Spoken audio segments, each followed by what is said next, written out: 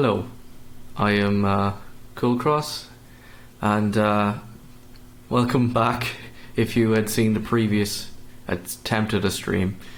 Still accompanied by my people. Say hi, people. Hello. Yeah. Hello. Hi, people. And we were... Good day. we were... Also, yeah? disclaimer. Oh, yes, I forgot. This video is not for neither is any of the content suitable. If you are a child, please fuck off. Okay, now back to our host, Cross. Big N-word. I kind of want to have a pre-recording of Ash saying that, so I can just have a button and press it. And Oh, it's- God. Now. You do now. yeah, part of it cut out. So, Oh. yeah, disclaimer, this show isn't for children. So we were just... Niggers. I really like the Ritualist, or the Art Ritualist did. It's quite funny. Dom as the bull. But, yeah, what was I saying? Okay, so we're discussing the Ulster cycle, and I just kind of briefly run over quickly from the beginning. So there's 5 kingdoms in Ireland. So there's Munster, Connacht, Leinster, Meath and Ulster. So Cashel is the capital of Munster. Cruachan or Rathcroghan is the capital of Connacht. Dún is capital of Leinster. Owen Macha is capital of Ulster, and the capital of Tara is Meath. Or I've said that backwards. Tara is the capital of Meath. You can tell the second time around I'm a bit more caught off guard because I'm trying to figure out where I was. So the Ulster I would cycle. just start from the beginning, since we didn't hear most of what you said on the first stream. Uh-huh. Yeah. Well, I'm just gonna quickly breeze through everything rather than going into big details on it because. Well, I'm just saying I wouldn't leave anything out that you want in it because the first Yeah. part's effective not there. Well, we'll be coming back to these things later, but we'll be focusing more so on the archaeology next time. It's just I'm doing the mythology to kind of pique interest in people, if you know what I mean. That's fine. I'm just suggesting you don't skip something simply because it was in that other thing that, for all intents and purposes, didn't happen. Oh, okay. Well, so the Ulster cycle will consist of... here it is, it's next to me. What's the name of it? The Labour Pangs of the Ullid, which is... which we'll get to in a moment. The Táin Bo Cúailnge and the stories of Cuchulainn. Of them, the Táin is how Cuchulainn becomes a hero. So, I have it here next to me now because I found it. We have the story of Macha. So, the story of Macha, or the twins of Macha, as it's referred to sometimes, is is also how Owen Macha gets its name. Owen meaning twins, or sometimes brooch. So, if you think of this in like a D&D type, D&D-esque type of thing, she has like this magic brooch of teleportation, which sounds like a cool magic item to get.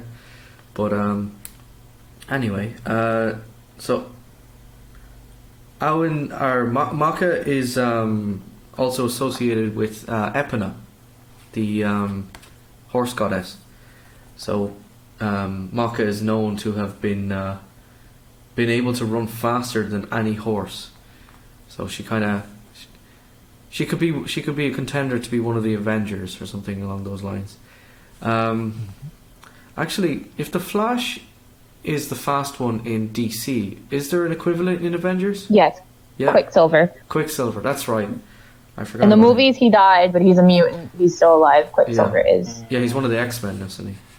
Yes. So where was Also, I? Scarlet Witch's brother.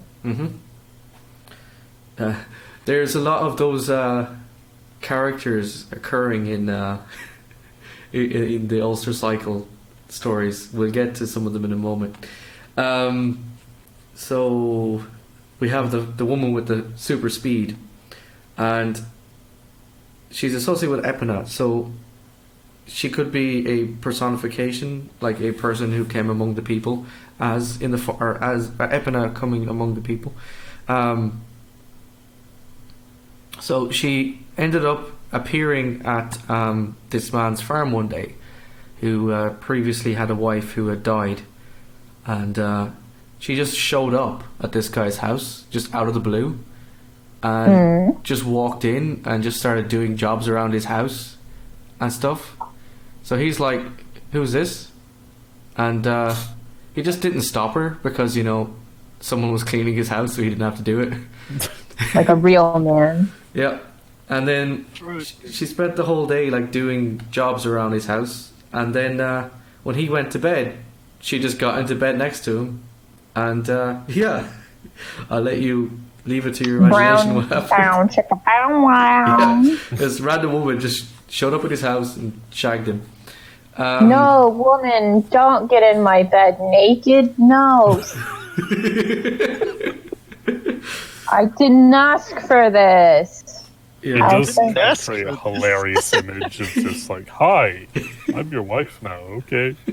She doesn't even say hi, I'm your wife. She just shows up and gets into bed with him. She is the epitome of, hey, want some fuck? Yeah. I believe I've seen a hentai like this once. Oof. Yeah. So, wait until we get to more tawdry going on in the Ulster cycle. Oh yeah, it gets better. Shamrock X Shamrock. Ooh woo. Yeah. Oh no. So she has some fun times with this man, and a few days later, there's like a fair that the King of Ulster is hosting, and he attends the fair and doesn't keep his mouth shut about this amazing woman that showed up, and she runs faster than any horse, and she's really good at like equestrian, is that what you call it? Like horse riding? What would you call it? I didn't want to say riding because it sounds equestrian like sex thing. Yes, it is horse riding. Yeah, that is what it's called. But I was avoiding the word riding in that context. But yeah, so she's really good at chariots and horse riding and stuff. So the king arrests a man and holds him and sends for the wife to come and get him, because, you know, and she's not happy that she has to go all the way to the fair and pick him up, because let's be honest, he probably just got drunk at the fair. Because it does sound like a guy who got drunk and just didn't shut up shouting about some woman that showed up. So yeah, where was I? So she's pregnant with like twins, so she's already having some difficulty, and then has to go to this fair to pick up her presumably drunk husband, who won't shut the fuck up about how great she is at riding horses and doing stuff. So the king challenges her that if she can win a horse race, she can take her husband home. So she reluctantly accepts the challenge and beats all of the other riders and wins the horse race. But the entire time she's suffering with pains because she's pregnant and ends up going into labour from the pain. So because of this, she curses the Ulstermen that in the time of their greatest need, they will suffer the pangs or the pains of labour. So this leads into the Táin Bó Cúailnge, which is the cattle raid of Cooley, which is what our main focus of today is going to be. So the story starts out with the King of Connacht, which is Ailill, and his Queen Maeve. This is Queen Maeve, who's sometimes associated with the personification of the Morrigan, or the sovereignty goddess. She, one of the sovereignty goddesses. Maeve actually gets her name, interesting enough, from the giver of alcohol. It means she who intoxicates. She's literally the woman who brings mead to people. she like hands the mead out. But Don't tell the Sinaka, he'll get too drunk. oh, I think Nuka might already know this woman. Oh no. Right, so where was I? So the name means she who intoxicates, and yeah, so that's just something about Maeve that's kind of interesting. So she's lying in bed with her husband, as you do, and they're listing off all of the valuables they have, and they get to a point where they have as much gold as each other, they have as much silver as each other. But Alil has one thing more than she does. He has a great bull called Fervanok. I've just realised that your audio is working. Okay, I just realised I forgot to check your audio. So Fervanok means the white horn or white horn, and Maeve is obviously fucking livid with the fact that she is not the equal of her husband. So she's like, okay, how can I solve this problem? So she sends out scouts across all of Ireland to find a great bull that would be the equal of Fervanok. And eventually they return with news that there's one on the Cooley Peninsula that is a possible candidate. So she sends out some more men to go visit the Cooley Peninsula and find out who owns it and try and negotiate to buy it off him, or at least trade for it. And no matter what they offer the guy, he refuses. He's like, no, it's my good bull. Deal with it, it's mine. So go get your own. Yeah, I just wondering where my audio is being all over the place. That's weird. At least we can understand you. Yes.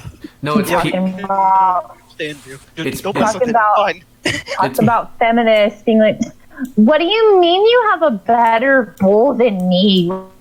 Like, I'm just gonna get my own bull then. No, it's my audio is peaking, so I'm just turning it down a tiny bit, just in case it's going to be breaking on the volume. Ear shattering. Yeah. Right, where was I? So the guy won't sell the bull. I forgot to mention the bull. Bulls. So this bull is Dawn. Dawn, the bull of the Dawn of Cooley. So it's the brown bull. So this is our two bulls, the white bull and the brown bull. I think Ritualist misheard me and called him Dom, or at least it was a funny joke at least. But yeah, that's some bitch fuck off.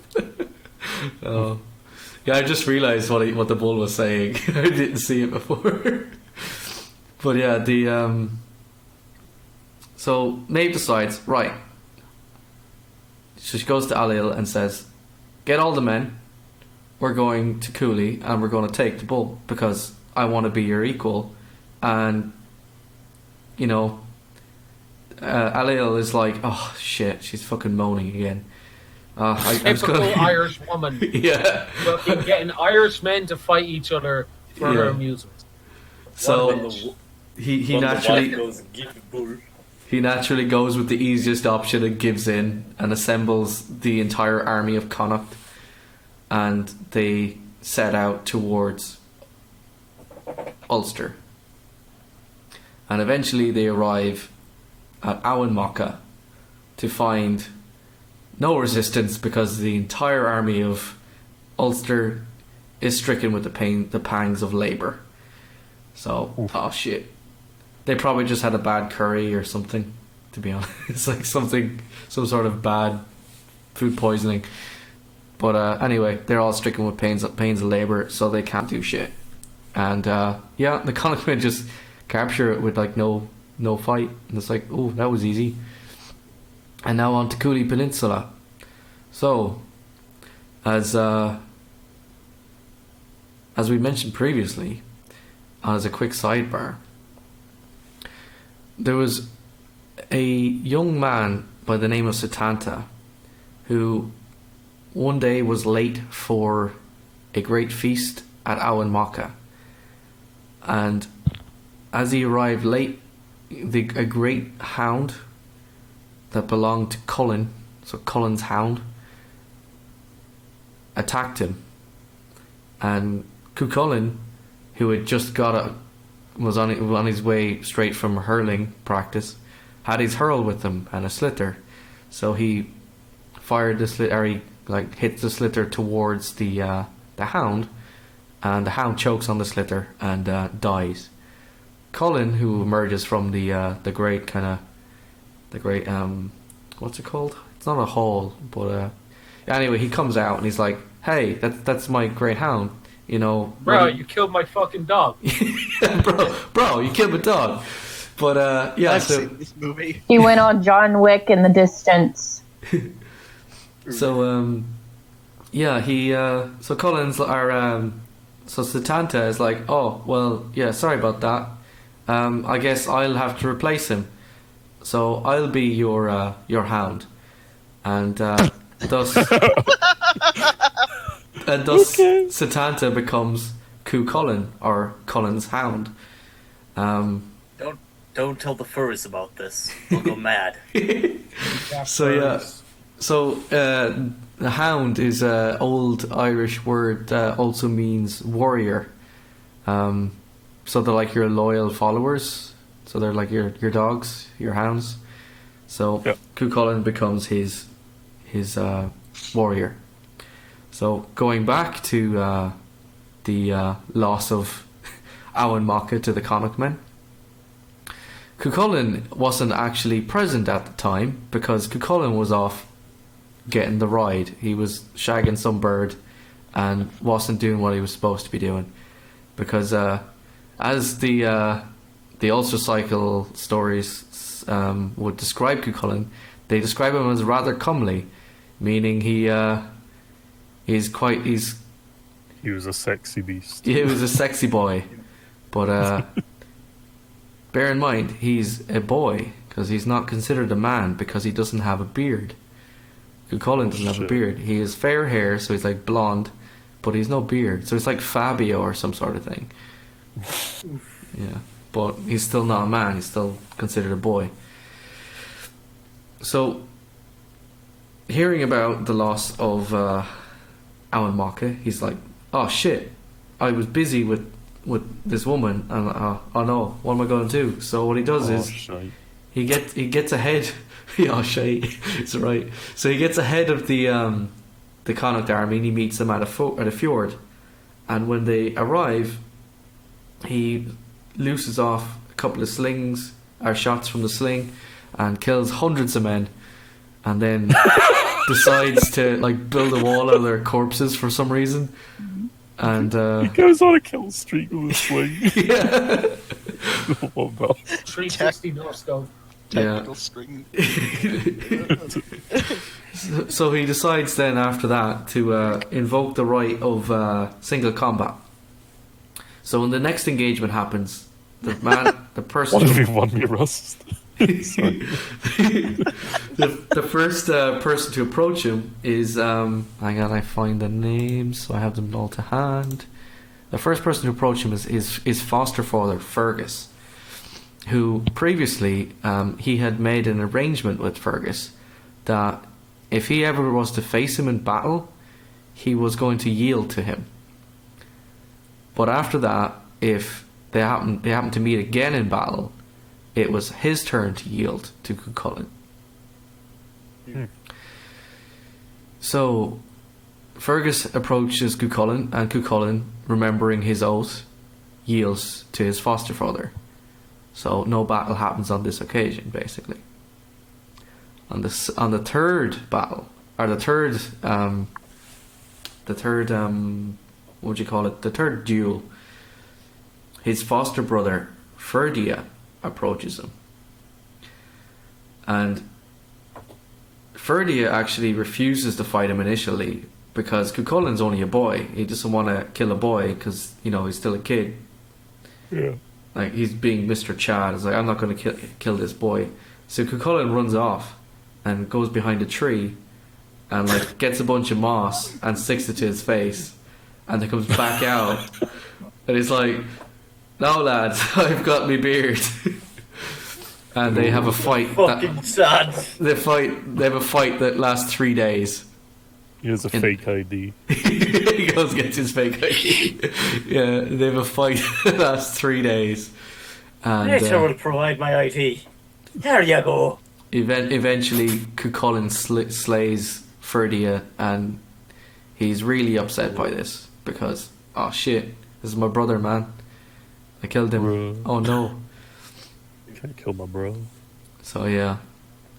So not long after this, the Ulstermen are finally free of their pains, and they all come out to try and fight the Connacht men. But Cuchulainn just fucks off because he's all upset about his foster brother dying.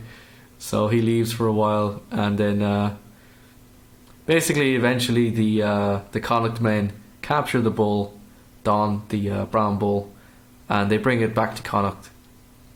And somewhere along the way, I guess along the way, the Ulstermen are kind of harrying them, trying to get the bull back, and eventually Cuchulainn rejoins them. And in one of the engagements, Fergus ends up meeting with Cuchulainn again, but Cuchulainn and Fergus, remembering their previous arrangement, Fergus yields to Cuchulainn, and then Cuchulainn lets him go again. But when the army retreats, Maeve is naturally pissed off that they retreated, and has her period. And oh shit. So Fergus has to create a guard around her because she can't do anything at the moment. So, but Cuchulainn manages to break through the guard and actually captures Maeve. And Maeve is rightly pissed off at this stage because one, she's on her period, and two, she's been captured. And Cuchulainn decides to not kill her, even though she's been like a massive bitch and started a war for no reason, just so she can have like a bull. But Cuchulainn lets her go, and they all go back to Connacht, and that's pretty much the story of the Táin. However, there's another part to it in that when the two bulls meet, they have like an epic battle that lasts, like they go all over Ireland fighting each other, these two bulls, and eventually I think Fervanach wins, I think. But yeah, so they end up back at square one in the end. I do like how in ancient pagan Ireland they just had gang wars basically over like bulls and stuff. No, that's literally it. Like it's going around like shads. All the tuas. Because that's what I was trying to mention the last time, but I forgot to make a kind of a point on. Is they're not necessarily blood related, but they're kind of like come together as like a group, a tua, that is. So the people in the tua are not necessarily all blood related, but yeah, It's the lads. yeah, they're just like the lads. it's the lads. The lads from the local. Yeah, it's the fam. Oh, shit! I'm after knocking the table. But yeah, so that's that story. Shin Shin. Pretty good. What is next in Ireland? So this story kind of takes place, and like Owen Macha and all that kind of stuff is dated to like the sometime around the late Bronze Age, Iron Age transition. And if you're familiar with as we talked about a little bit about, we touched on last week and we talked about it, and Iron Age stuff, a lot of it is particularly with the royal sites, is about to do with like feasting. Again, going back to our joke that we made last week that unfortunately got cut out of the stream itself, was the kind of image of the hero getting his hero's portion, which is a motif from the like legends. It also appears in Scandinavian stories as well, that the hero gets first choice of the cut of meat or whatever. Like if they're cooking a pig or a deer, the hero gets to gets to pick the best bit. It's basically your status indicates what bit of meat you're going to get. Basically, you've ever seen like lions when they get a kill? Yeah. Like the leader gets to eat first. Yep. And then down the line they have like a hierarchy. So the Tua is basically a very hierarchical in that sense. That's why I had the idea of the joke that I want to get done as an image of the hero with foot on the table, just like looking off majestically, wind blowing through his hair with a big boar on a spit behind him, and there's the little caption that says Borgar. Oof. But yeah. Anyway, so yeah, the feasting is a big thing at the time, and as we were discussing last week, these are chiefdom societies, so they are reliant on warriors and stuff, especially loyal warriors. But yeah, so we have our royal sites that we were talking about. One of them was Áin Macha. Áin Macha is actually kind of interesting in that it has a 40-meter structure, which for the technology at the time of like, have you ever seen like those Cobb or Waddell and Dobb like round houses? I think I vaguely know what you're on about, yeah. So. Mm-hmm. Yeah, well, this one is like 40 meters wide. So it's Okay. yeah, it's quite a big diameter building. I think, boy. It's a huge building, but we're not sure if it was actually roofed or not. But yeah, it's quite big, and look at all the "We Was Vikings" memes. But Yeah, like Jesus, really. Yeah. But yeah, the royal sites were quite special in that there lots of gold is centralized here. They've huge buildings. They have like feasts and horse racing, and they give out cool weaponry. And naturally, the like main important valuables will be associated with these sites then because of that. And actually, Áin Macha had one of the weird things they found at it when they excavated it back in, I think it was the 80s or it's the 60s, I think. I have it here in front of me, but I'm only kind of half reading it. Yeah, it's the 60s. They discovered a Barbary macaque skull among the items that they found there. So it's like this kind of monkey skull that's like from like southern Iberia, which is like really out of place to be found here. But it kind of shows how important this site was, that something that's so exotic could be there, if you know what I mean. But yeah, I'm not going to continue on too much with any of that. Actually, a really cool archaeological monument that, if anyone's interested in it, is the Queen Maeve's cairn. So when Maeve inevitably dies, her cairn was erected on the top of Knocknarea, which is a mountain in Sligo, and some of Tolkien's work actually makes reference to this mountain. That one and Croagh actually. Croagh being the lonely mountain on the plains. But cool. Yeah. Neat. So, where are we up to in the timeline? So this would be sometime between the late Bronze Age, early Iron Age. The Cuchulainn stuff, like, to be honest, we can't tell exactly when these stories take place because they're like their mythologies, and they. I suppose I probably should have mentioned in the previous one that a lot of these stories, as we talked about with Laur Gwaala Éireann, like the Book of Invasions, or as Gog put it, the Book of Grudges. Yep. The Book of Grudges, indeed. And SAS just made it into mine. Yeah. The stories were kept as more oral tradition, so they're passed down as like oral stories. So little bits are added in or taken out over time until they're written down eventually in the medieval period. So that's why Laur Gol Éireann is dated to early medieval rather than earlier than that, because there's no writing in Ireland at this. Great Irish period before the invention of whiskey.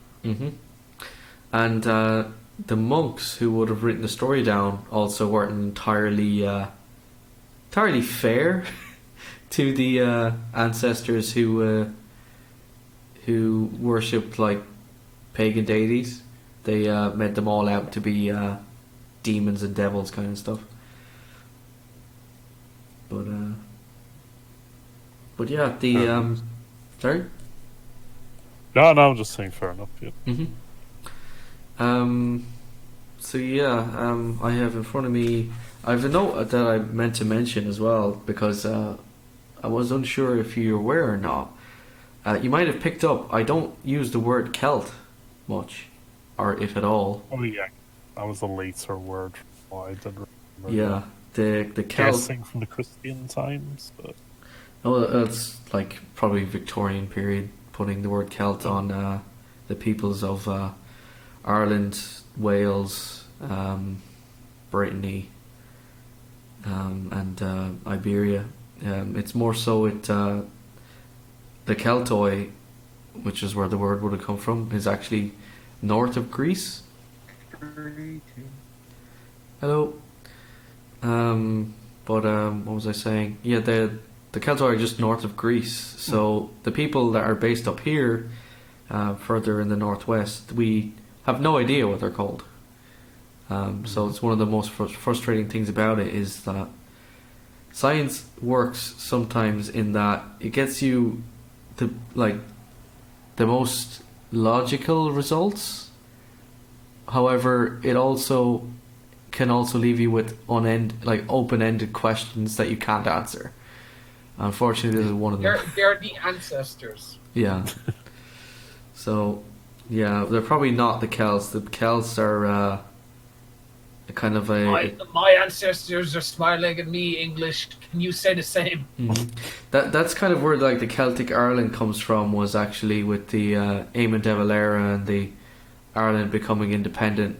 Initially, they tried to play it off as, look at our past when we were great as Celts. All it took was 100 years to get back in party. Eamon de Valera actually was Fianna Fáil. He founded Fianna Fáil. Michael Collins. Which was the one that joined with the Irish Fascist Party again? I think that might have been Fine Gael. That was Michael Collins' party. No, they were all initially part of Sinn Féin, and then they split off. Pretty much the People's Front of Judea and the Judean People's Front, if you're a Life of Brian fan. Yeah. We'll probably get to the troubles at episode 20 or whatever. So. Well, I could cover some of that because there is. Doesn't seem relevant right now, but not right now, but we can get to that later. What's called Cross? I just have a suggestion for formats of your thing. Yeah. Possibly do your lecture parts first. Give us all the information. Then there might be a part, a questions / shitpost afterwards. Well, that's kind of what I was trying to do. So I'm currently in front of me. I have my copy of Prehistoric Archaeology of Ireland. One thing that'd be great for you to put in the description is possibly links to sources, stuff like that. I actually do have that. If you look at the just below the description, if you follow down, I have it's not references. I've listed materials discussed. So if I just on the last episode we mentioned an article, I listed the title of the article. But what I would like to do is actually have an Amazon affiliation, so that I could have a link to the work on Amazon, if you know what I mean. So if anyone's interested in reading more. I just need to figure out. Cold Cross, sponsored by Audible. By Raid Shadow Legends. Oh no! You two can fight like Cuchulainn in Raid Shadow Legends. Oh, And TBH. and then you could go into the history of Israel. No. Uh, What are you gonna say, Pastor? TBH. It would be mad if they fucking had books on Raid Shadow Legends. They should do like lore stories for all the characters. That hey, would be hey, interesting. Cross, actually, I have a suggestion for playlists. Yeah. Later, after you've done Mhm. several dozen of these, Mhm. possibly have a playlist for Irish, the Irish story, the Islamic world, the Oh no. like Asian parts, and pretty much different cultures. Well, we could do Have a that. playlist for each culture. When I eventually get to the Crusades, we might talk about the Islamic culture a little bit. As for right now, I'm not going to go into that too much just yet because I need to. We're talking about Ireland. Well, I need to look into it more and have a very specific way of dealing with it, if you know what I mean, without getting myself in trouble. Especially when we live in Europe, and Europe is being really weird at the moment, especially if It you is say anything that can be progressive. perceived to be negative against a particular religion, which appears to be the most protected thing in the world at the moment for some reason. Yeah, why the hell is Dead Coast protected? But yeah, the so yeah, we're technically Did you Christianity have is a also a movie death for cult, that? but because it's Yeah, worshipping a death cults. guy who died. But that's neither here nor there, because we were discussing another death cult, the death cult of the Morrigan, and the Epina, who is the horse and the raven, basically. So yeah, in front of me I have a picture of some sweet swords, which are Iron Age in nature, and we had discussed, I think, a little bit in the last one, but I don't remember if it was in it or not, how a lot of the Iron Age swords have like the distinct Irish style of sword emerges, and it has like strange phallic imagery for some reason. oh yeah, the testicles on the Po- ground. Would there be possibly, I'd imagine, connections between like fertility deities with that possibly? Yeah, possibly, because is there any deity? Is there any known deities from back then that were both warrior and fertility deities? the Morrigan. The Morrigan is one of them. Speak of the devil. Oh, quite the- literally. There's another one. Oh, well, what's her name? Oh, Amaka is also. She tends to hook up with a couple of men. Yeah, well, they're not necessarily chads, but when she hooks up with them, she makes them chads. The woman that makes the man. Actually, one of the things that we didn't get to was one of the things Cuchulainn is most famous for, and I did promise you another Marvel reference.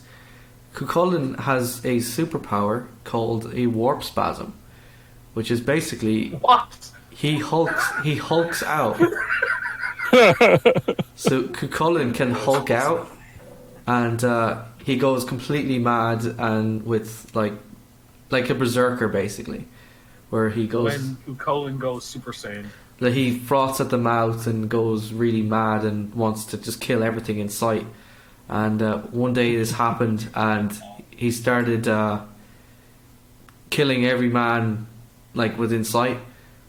And to which all of the women responded by running out to stop him by baring their breasts to distract him. Fuck. Wait. I love Irish history. Yep.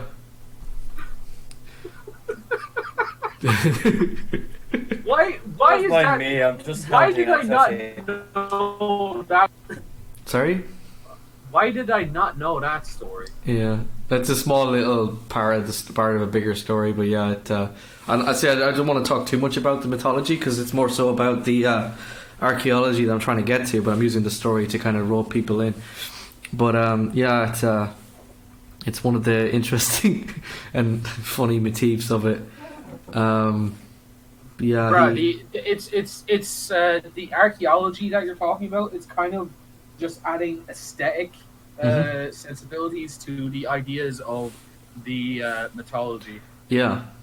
Like all of this is happening in like wooden forts, and shit like this. Oh yeah, like palisaded. Well, if I thought of it in advance, I would have had imagery. Back in this time, Ireland would have had played host to like wolves and bears, right? At this time, Ireland had lost its bears. Yeah, the bears have died out, and we're in the process of killing off all the wolves.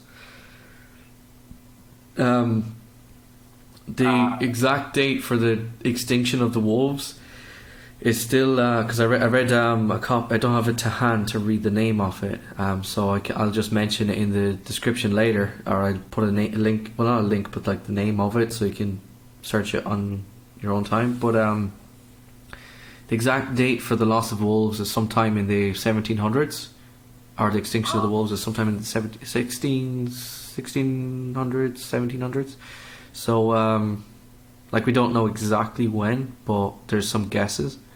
So, I'll just put a link to the book, or the reference to the book below in the description later. But the bears happened early on, and something we'll get to later is a story that. So, just to touch on it briefly, the earliest site that we have in Ireland is called Mount Sandal. It's a Mesolithic hunter-gatherer site, and the guy who excavated it, Peter Woodman, I was having a chat with him one day, and he told me about an interesting thing about some of the spears and like fishing implements used in Ireland. How a lot of them were meant early on. They're meant from bone because there is flint works and lithics, but there's not like the flint only comes from certain places. It's really, and they're really kind of far out of the way, so more inland and whatnot. There's not much flint there, so in the west of Ireland, like, we don't have any flint. There's chert instead, but further inland they use bone. But Ireland doesn't have any big animals, with the exception of bears and humans. So guess what bones was used to make these tools? Oh my god. It was most likely human bones. Which is probably where the idea we were discussing of like particular weapons having spirits in them, because they're made from the bones of someone else. That's pretty cool, actually. Yeah. In a weird way. Yeah. But like, it's like an early thing that kind of carries on later. But yeah, that's an unusual sidebar there. But we'll probably discuss more about the Neolithic and the Mesolithic later on. For the moment, I was just trying to rope people in with some of the myths and legends to kind of create some interest in the show. Yep. But yeah, where was I? So we were talking about some of the iron swords because they're kind of cool and they're kind of unique as well. Because these types of swords, I don't have any images I've permission to use to show it, but I'm sure you could easily find them. And if you want, I like in the page that's currently in front of me is page 317 of that book I mentioned, The Prehistoric Archaeology of Ireland by John Waddell. It's if you're interested in Irish archaeology, I do recommend that book because it's kind of the main textbook that's used for Irish archaeologists. Moving on, there's like spears and like cool shields and stuff, but I don't know, what could we talk about? Well, I just was wondering what kind of what you had left in your notes for tonight, just to get through the main points at least, and then. Well, the main thing I had was the story of of the Táin. Oh, there. And then from that last week, I give the story about some of the mythic cycle stories, and then Skog and Dom threw in a lot of questions and stuff when we went off on a conversation last week. Whereas this week Skog is gone. I don't know where he went. I assume he's doing something in the background. He was doing something in the background, so he's probably dealing with that. And Ash probably went with him. Well, I guess we can Likely take has the pains. Yeah. I guess we can take a couple of questions, and then you can just wrap up whenever you feel ready. So. Yep. According to this, is 45 minutes, so that's nearly an hour. Yeah. If you can throw whatever questions you have at me, and then we'll just wrap it up. Then I guess seems. Probably self-evident. I'll just start with one. What kind of material were they using for their tools and weapons around this? I mean, it's kind of hard to say because they're like transitioning. I know, but like, say for these cool swords, like what kind of materials were they using for them? Well, for the kind of penis-shaped hilt swords, those ones are the iron ones. So they're early iron. So they'd be shorter than ones on the continent. Like in England, I know they're slightly longer because when they're fighting the Romans, they're trying to take down horses, so they make them slightly longer. Whereas in Ireland, we're at the time we had very forested terrain, so they just make them short. Because as we were discussing with the Cuchulainn story, which is why I kind of wanted to cover that kind of stuff, is they're fighting in single combats, so you don't need to be. It's not a big battle. Like big battles are very rare. Unless you get 1,000 kill streak with your sling, Yeah, that's my favorite bit, honestly. Like if anything, Cuchulainn had a spear. I think they mentioned Cuchulainn's spear later on in the story at some point. But like he had a spear, but he mostly fought with his sling. Like he was really good with his sling. Yeah, he's just a couple of hundred kill streak from a distance with his sling. But yeah, well, he's literally 360. You swing the stone around your head, 360. Oh yeah, actually, one of the things I neglected to mention as well, because I kind of forgot about it, was the chariots. Cuchulainn sometimes fought on a chariot. Oh yeah. But yeah, I've already forgotten that, so I've mentioned it, so we'll just move on because like we'll be ages talking about horses and chariots, and I don't know much about that. I was gonna ask a friend of mine, Dave O'Reilly, to pop on because he's Ireland's expert on the Irish chariot. But it was all about the chariots. I might get him to come on as a special in the future, and just do it all on like an hour episode on Irish chariots. Yeah. Right, that'd be fascinating. Cool. But right, to continue with answering your question about materials, the majority of weapons probably in the Bronze Age will probably be either just sharpened sticks, like heavy clubs, like sticks made into clubs, or like the majority of them will just be like sticks, clubs, like the kind of like Stone Age weaponry would still exist. Shillelaghs. Or wait, what shillelaghs have been from back then? Well, probably shillelagh is just essentially a club. It's like you cut a branch off a tree, but you cut a bowl around the part of the branch that connects to the tree. That's a bit more of a harder wood. It's essentially a club. If you look at some of the Maori, and then you wallop the lad over the head and take his bowl. If you look at some of the Maori and Polynesian weaponry, Dom, you'll notice that a lot of them look similar to. Actually, that's the point. If you look at if you want, what's called also a thing to mention is that at this time would Ireland have still been very much covered in trees, because Ireland used to be way more forest. There used to be way more forest, but now because of agriculture, the clearing of trees. Well, I mentioned there that. Used to be trees from one side of Ireland to another. Yeah, I mentioned that briefly earlier because we were referred to as like Sylvan Isle, which is like the land of forest or something like that.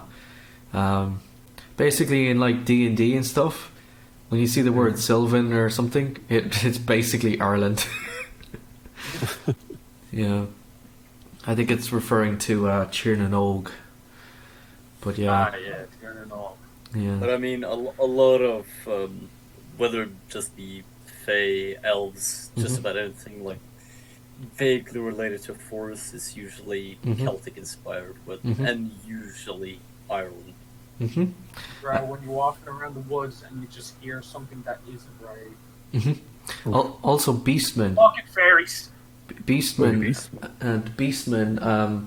I want to look more into the Warhammer lore and learn about it, but in Geraldus Cambrensis, which is a book published in 1150, he refers to the Irish as beastmen or beast folk, which if you kind of look at some of the motifs and stuff of the beastmen from Warhammer, you can kind of see how it reflects a lot of the motifs of the Irish being barbarians and living in the woods and attacking and then retreating back into the woods again and destroying the place. We'll say more. Sorry? Have I cut out? Yeah. Yeah, what did you say? It's like it's a bit of a combination. Was it still? A bit. But it's I would actually argue it's a bit of a combination. Yeah. Between like that and also berserkers. Specifically berserkers. Not necessarily anything else Norse inspired, but berserkers in particular. Like we have berserkers as well. That's why I'm referring to the warp spasm. Cuchulain's hulking out is probably a description of berserkers. Cause, a sort of berserker state. For context, pasta here is from Norway, so you're referring to Viking berserkers, I assume. Yes, I am. Or at least considering that as the source that a lot of people talking about berserkers are usually inspired by. Sorry, I'm just giving you an introduction. Absolutely. At least in terms of the traditional depiction being that they're rage-filled or like they're driven by rage and they wear animal skins. I thought Vikings, and they touched on it briefly in like the TV show, where what's his name? Was it Rollo? Ragnar's brother in the show. He was a bit of a berserker, and the way that they did it was they were taking like tons of magic mushrooms before the battle and getting really drunk. Yes, there is actually a theory that basically they were fucking high out of their minds. It was just part of the berserking state. Yeah, you won't feel pain if you're high as a kite, as is proven by some terrorists in more recent times, where they get high and go out and commit atrocities, and when they get shot, they don't go down. Or African warlords do that as well. Yeah. I mean, what's that? You have child soldiers. Oh, yeah, child. What's that? You have child soldiers? Give them lots of drugs and send them to that village to do terrible things. But since we're already on the topic of terrorists using it, I do actually believe this is why Anders Behring Breivik, the guy who did the shooting, he took drugs before he went out to do that. I didn't know that. Focus drugs, more or less, to get more focus. Oh, okay. That makes sense. Granted, he was very much inspired by very nationalist-like Norwegian beliefs. So I do believe he was at least partially inspired by that, and that it's somewhat common in certain circuits of the military to take it. Yeah. Not, at least not Norwegian military as far as I'm familiar with it, but certain parts of the military. The Germans did it in World War II, I think, where they were they took purpose. Oh yeah, let's take loads of drugs and jump out of a plane without a parachute because we don't have parachutes. Well, the pervert. You know what? We'll get to this in a further episode. The Perverton's interesting story. To add what Pasta was saying about was it Anders Breivik? If anyone wants to doesn't know much about what we're talking about in that July, I think there's a film on a Netflix film called July '95 about the attack, which will both enlighten you and entertain you because it's actually quite good. But yeah, if you want to learn more about that, 22nd of July. 22nd of July. Yeah. But yeah, that was the date it happened. That's right. Why did I say 95? I think I'm mixing it up with what is it? The film about the plane that was going to hit like the White House or something that went down. It was like Flight 93. I think that's what I'm thinking of. But yeah, no, the maybe 22nd of July. Yeah, that film was quite good. Despite its content that it's about. But yeah, so was there any other questions? I think I'm alright for today, Yeah, no worries. Pasta? I don't really have too many questions. Not really. Alright. Dom? So, I'm thinking, I ain't got much. Korak? Nah, I've just been listening. And Yeah, enjoying. no worries. Ash had Actually, yeah? I have one. I remember hearing it. Some like program I was watching. It talked about the connection between the how standing like crosses had a very similar style to like Egyptian architecture. All right. Like with obelisks. It was a passing thing that I remember hearing on a program of the like design similarities between Irish design and Egyptian. I don't know. Like I think it said something about there being standing like crosses or obelisks in Egypt that were similar to Ireland. I don't know if that's true. I think you're referring to obelisks and probably standing stones, and then later on, then the standing crosses. There's probably something to that. If you look at early Christianity in comparison with the Egyptian pantheon, there's a lot of crossovers. John the Baptist being very, very similar to Anubis. What else is there? There's Isis and is it Osiris? No, Isis and is it Ra? No, Horus. There's actually like depictions of Isis and Horus being like the mother and baby depictions, and it's very similar to like the Christian symbolism of Mary and Jesus. But there's lots of crossovers between Christianity and Egyptian religion. But so I just messaged Ash while you were talking to try and see if she had a joke, but she's not got back to me yet. So we'll probably just leave that there then. Yeah, I'm sure we can save the joke for the next one. So. Yep, sure. So before we go, does anyone have anything they'd like to plug? Korak? Dom, would you like to plug anything? Peeling Guy show. It will happen again at some stage. Okay. Go check out Peeling Guy. There's a link in the description. Pasta, would you like to plug anything? Remember to always dab on the king of coal. Alright.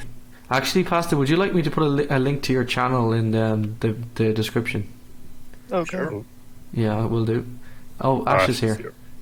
Sorry, I was doing something else. Oh, yeah, no worries. I didn't want to bother you, but then I was like, well, I better shoot you a message, and if you're free, you'll be able to answer.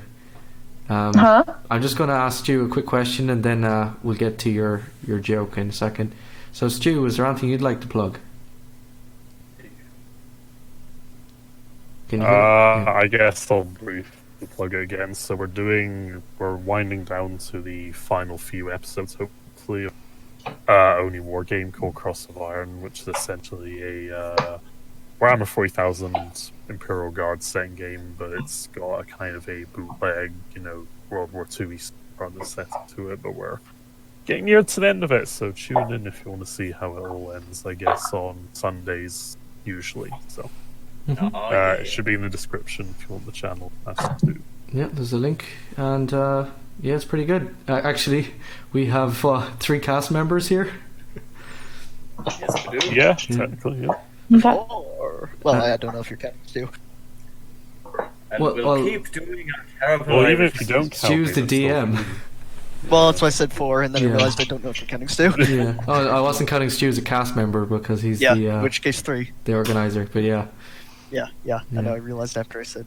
And stay tuned, we might have some Arma 3 coming at some point. Hopefully. So, Ash, would you like to plug anything, or did you have a joke for us? I will be streaming, hopefully, doesn't mess up again, more Resident Evil 2. We just beat Claire. It took forever, and it was a struggle. Now we're at the part where we are replaying the second part as Leon. So that'll be on Saturday at around noon. Okay. Did also have a joke because Kurt Rex said it was terrible and you didn't hear it when I read it the first time. I'm just going to go with this one. Okay, go for it. I didn't say it was terrible. How do you embarrass an archaeologist? I don't know. How do you?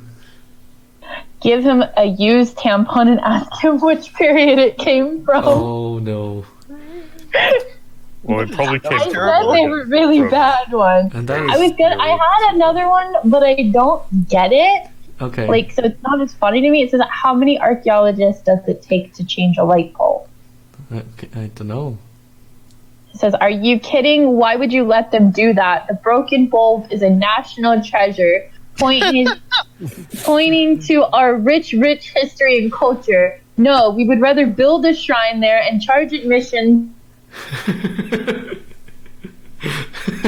to see the ancient luminous maybe fairies. Oh, yeah. I didn't know if you would think that one was that funny, so I didn't say that one. No, that was actually pretty good. Yeah. That one's really elaborate and good. Yeah, I like it. And I guess I can save the story for next time. Sorry, I was sequestered just now. About how emerald green was kind of created. Would you like to tell us about it?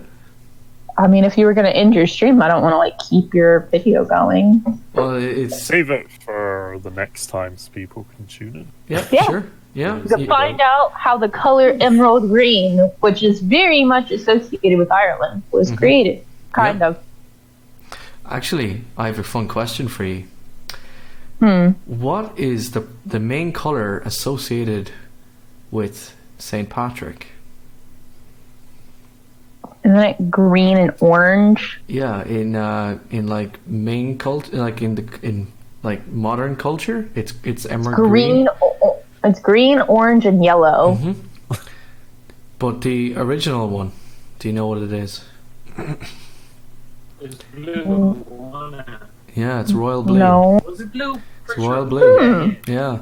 That used to be the flag before independence was complete. A field of royal blue with a golden harp. Yeah, that's the main the original flag of Ireland, or what almost was. Currently it's our presidential flag, but Ireland was always associated in medieval period with royal blue until it is aesthetic as fuck. Yeah, it's really nice. Oh yeah, it looks nice. If you see the I legit want to buy one. I want to get one. Anyway, so we will leave it at that. Thank you very much for watching, and thank you all of you for joining me. We did have Ritualist, Gren, Skog, and who else am I missing? that were with us but have since dropped out because they had stuff to do. But Boss was briefly here. who? Boss was briefly here. Maybe that's what you're. Oh, that's right. Yeah, I've seen him, but I thought he disappeared. But yeah. So thanks for watching. We will see you all next time. Bye. Yeah. Bye bye. Goodbye.